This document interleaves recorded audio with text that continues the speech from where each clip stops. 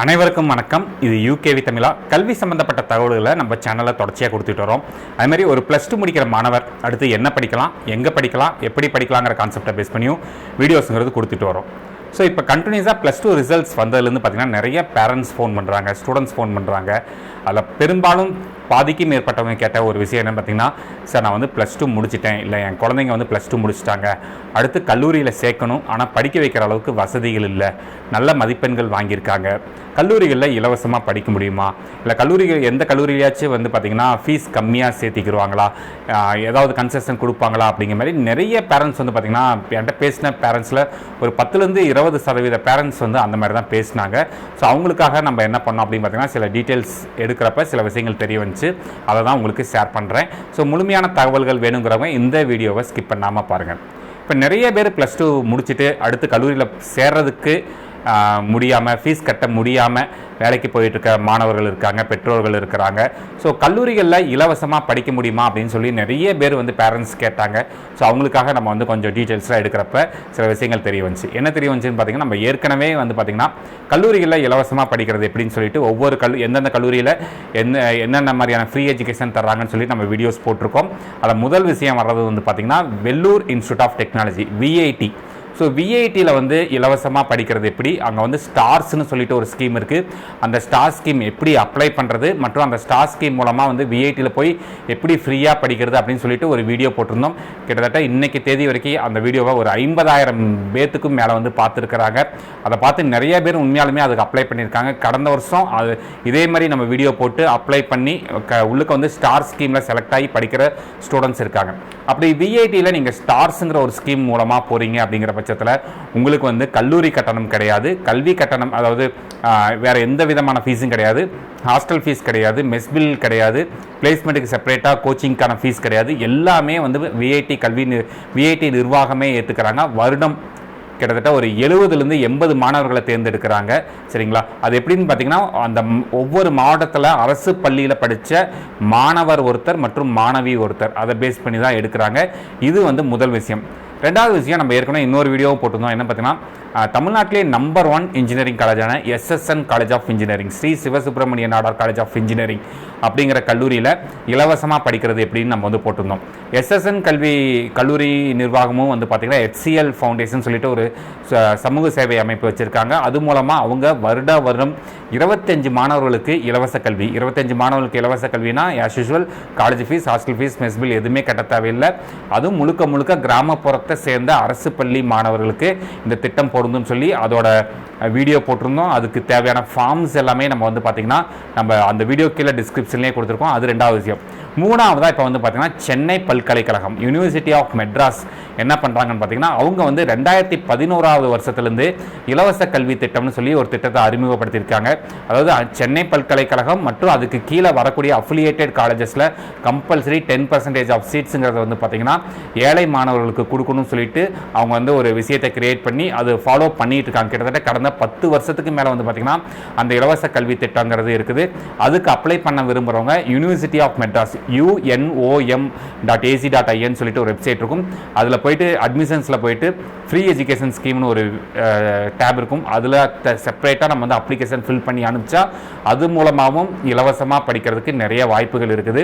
அதுபோக இன்றைக்கி தமிழ்நாட்டில் நிறைய அறக்கட்டளைகள் என்ன பண்ணிகிட்டு இருக்காங்க, நிறைய ட்ரஸ்ட், அறக்கட்டளைகள்னால் ட்ரஸ்ட், நிறைய ட்ரஸ்ட் என்ன பண்ணுறாங்க அப்படின்னு பார்த்தீங்கன்னா, உண்மையாலுமே ஏழை மாணவர்கள், படிக்க வசதி இல்லாத மாணவர்கள், அடுத்த கட்டத்துக்கு போக முடியாத மாணவர்களை தேர்ந்தெடுத்து அவங்க படிக்க வச்சுக்கிட்டு இருக்காங்க. அதுக்காக நிறைய ட்ரஸ்ட் இருக்குது. அது சம்மந்தமாக பார்த்திங்கன்னா எல்லாருக்குமே ஒரு இமேஜ் வந்துக்கிட்டே இருக்கும். ஒரு 10 ட்ரஸ்ட்டோட பேர் போட்டு கல்லூரிகளை இலவசமாக படிக்கணுமா, இவங்களை தொடர்பு கொள்ளுங்க அப்படிங்கிற மாதிரிலாம் போட்டு வந்துக்கிட்டு இருக்குது.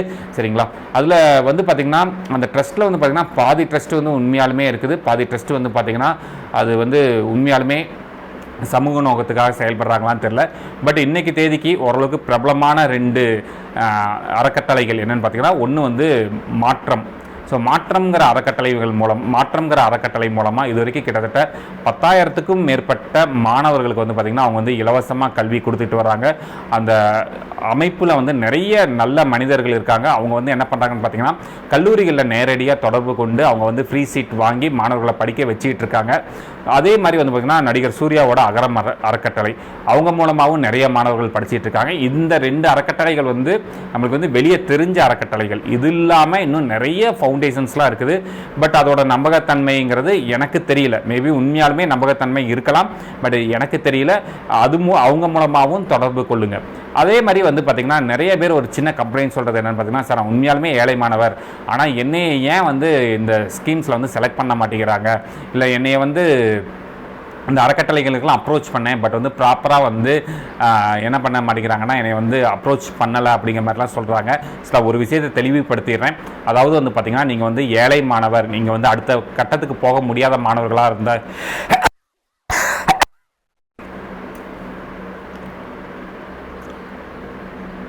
நீங்கள் உண்மையாலுமே படிக்க வசதி இல்லாத மாணவர், இல்லை ஏழை மாணவர் அப்படிங்கிற ஒரு க்ரைட்டீரியாவை மட்டும் அவங்க பார்க்க மாட்டாங்க. ரெண்டாவது விஷயம், நீங்கள் என்ன தான் வந்து வசதிகள் இல்லை ஏழையாக இருந்தாலுமே வந்து பார்த்திங்கன்னா குறைஞ்சபட்சம் 12ஆம் வகுப்பில் 75% மதிப்பெண்களாச்சு எடுத்திருக்கணும் அப்படிங்கிற ஒரு க்ரைட்டீரியாவை சில அறக்கட்டளைகள் ஃபிக்ஸ் பண்ணுறாங்க. ஏன்னா வரக்கூடிய அப்ளிகேஷன்ஸ் நிறையா வர சில ரெஸ்ட்ரிக்ஷன்ஸ் வந்து பண்ண ஆரம்பிச்சிட்டாங்க. ஸோ நம்ம வந்து படிக்க வசதி இல்லை அப்படிங்கிற ஒரு காரணத்தை வச்சு மட்டும்லாம் எந்த அறக்கட்டளையும் வந்து உதவி பண்ண மாட்டாங்க. நீங்கள் உண்மையாலுமே படிக்க வசதி இல்லைனாலும் ஓரளவுக்காச்சும் மதிப்பெண்கள் ஒரு 60% மதிப்பெண்கள், 70% மதிப்பெண்கள், 75% மதிப்பெண்கள்னு சொல்லி வச்சு தான் வந்து என்ன பண்ணுறாங்கன்னு பார்த்தீங்கன்னா அவங்க வந்து அந்த எலிஜிபிலிட்டி க்ரைட்டீரியா வைக்கிறாங்க. காரணம் என்னன்னு பார்த்தீங்கன்னா நிறைய அப்ளிகேஷன்ஸ் அந்த ஃபவுண்டேஷன்ஸ்க்கு வர ஆரம்பிச்சிருச்சு. இது போக ரெண்டாவது இன்னொரு சின்ன கம்ப்ளைண்ட் பேரண்ட்ஸ் சைட்லேருந்து சொன்னாங்க. என்னென்னு பார்த்தீங்கன்னா, சார் நீங்கள் சொல்கிறீங்க விஐடியில் ஃப்ரீ எஜுகேஷன் சம்மந்தமாக சொல்கிறீங்க, எஸ்எஸ்எனில் ஃப்ரீ எஜுகேஷன் சம்மந்தமாக சொல்கிறீங்க, ஆனால் நான் வந்து டிஸ்ட்ரிக்ட் லெவலில் டாப்பராக இருக்கேன், ஆனால் என்னையை ஏன் கடந்த வருஷம் செலக்ட் பண்ணலை அப்படின்னு சொல்லிட்டு சில ஸ்டூடெண்ட்ஸ் கேட்டாங்க. நான் ஒரு விஷயத்தை தெளிவுபடுத்திடுறேன். அதாவது நீங்கள் வந்து மார்க்கு வந்து ஹையஸ்ட் மார்க்காக இருந்திருக்கலாம், கவர்மெண்ட் ஸ்கூலில் படிச்சிருந்துருக்கலாம், கிராமப்புற பகுதியை சேர்ந்தவங்களாக இருக்கலாம். பட் என்னென்னு பார்த்தீங்கன்னா அவங்க வந்து ரெண்டாவதாக ஒரு விஷயத்தையும் செக் பண்ணுவாங்க. வெறும் மார்க்குக்காக மட்டும் கிடையாதுங்க, ரெண்டாவதாக குடும்பத்தோட வருமானங்கிறதையும் கன்சிடர் பண்ணி தான் பண்ணுவாங்க.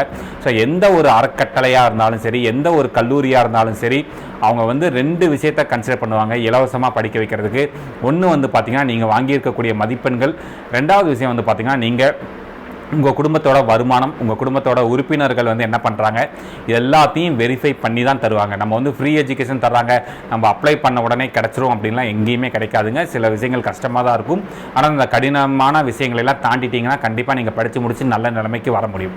அதுமாரி நிறைய கல்லூரிகள் வந்து பார்த்திங்கன்னா ஓரளவுக்கு 180க்கு மேலே கட் ஆஃப் இருந்தால் நான் ஃப்ரீ எஜுகேஷன் தரேன், 185க்கு மேலே இருந்தால் ஃப்ரீ எஜுகேஷன் தரேன் அப்படின்லாம் நிறைய கல்லூரிகள் வந்து சொல்லிக்கிட்டு இருக்காங்க. அந்த தகவல்களையும் நாங்கள் வந்து ஆராய்ஞ்சிக்கிட்டு இருக்கோம். ஸோ அதை பற்றின டீட்டெயில்ஸுமே அடுத்தடுத்த வீடியோக்களில் வந்து கொடுக்க போகிறோம். ஸோ உண்மையாலுமே படிக்கிறதுக்கு வசதி இல்லாத மாணவர்கள் ஓரளவுக்கு நல்ல மதிப்பெண்கள் வாங்கியிருக்கீங்க அப்படிங்கிற பட்சத்தில் கொஞ்சம் கல்லூரிகளோட வெப்சைட்லாம் செக் பண்ணுங்கள். சில யூனிவர்சிட்டிஸோட வெப்சைட்ஸ்லாம் செக் பண்ணுங்கள். அதில் கண்டிப்பாக தகவல்கள்ங்கிறது இருக்குது.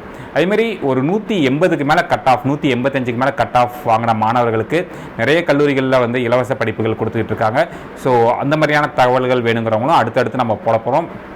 ஸோ இந்த மாதிரி கண்டினியூஸாக கல்வி சம்மந்தப்பட்ட தகவல்கள், கட் ஆஃப் சம்மந்தப்பட்ட தகவல்கள் வேணுங்கிறவங்க யூகேவி தமிழா அப்படிங்கிற இந்த யூடியூப் சேனலை சப்ஸ்கிரைப் பண்ணுங்கள். மற்றும் இந்த வீடியோ உபயோகமானதாக இருந்துச்சுன்னா இந்த வீடியோவை லைக் பண்ணிவிட்டு உங்களுக்கு தெரிஞ்ச +2 முடித்த மாணவர்கள் மற்றும் அவங்க பெற்றோர்கள் உண்மையாலுமே வசதி இல்லை படிக்கணும் அப்படின்னு நினைக்கிற மாணவர்களுக்கு இந்த வீடியோவை ஷேர் பண்ணுங்கள். நம்ம சைட்லேருந்து முடிஞ்ச அளவுக்கு ஹெல்ப் பண்ணுறதுக்கு முயற்சிகள் பண்ணுறோம். மிகவும் நன்றி.